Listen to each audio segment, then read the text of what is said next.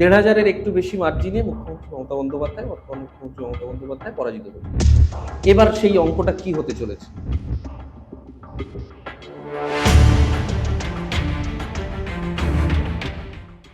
Minimum হুম, আপনি ধরে নিন হুম। ৩০,০০০-এর বেশি ভোটে আমরা জয়লাভ করব।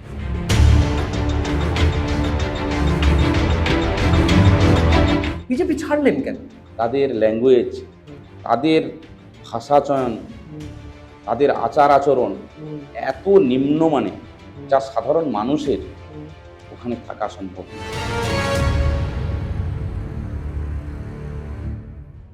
একটা প্রশ্ন আছে আমার, সেটা হচ্ছে যে নন্দীগ্রামে কি এখনো লোডশেডিং হচ্ছে? এখন লোডশেডিং হওয়ার মতো কোনো রাস্তা নেই, আর কোনো রাস্তা নেই? আর কোনো রাস্তা নেই। তো এই রাজনৈতিক পরিস্থিতিটা যদি একটু বলেন যে কেমন আছে নন্দীগ্রাম রাজনৈতিকভাবে? নন্দীগ্রামের মানুষ এই দীর্ঘ দিন যাবৎ ভালো নেই। এই নন্দীগ্রাম বিধানসভাতেই সর্বোচ্চ কেস এবং মিথ্যা রাজনৈতিক মামলা আছে, যার থেকে মুক্তি চাই নন্দীগ্রাম। এখন মানুষ চাইছে যে বাড়ির ছেলেকে নির্বাচন করে এই সমস্যা থেকে মুক্তি দিতে।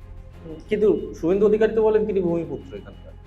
আমি জানি না, তবে একটাই জিনিস আমরা ছোটবেলা থেকে একটু শিখেছি, যে যে যে ভূমিতে জন্মগ্রহণ করে সেটাই তার মাতৃভূমি হয়। শুভেন্দু অধিকারী এখানকার বিধায়ক রইলেন, নন্দীগ্রামের মানুষ কি পেলেন না ওনার কাছ থেকে?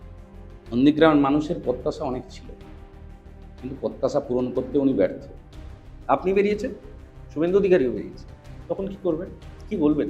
দাদা, তুমি তো অনেকদিন করছো, এবার আমাকে ছাড়ো।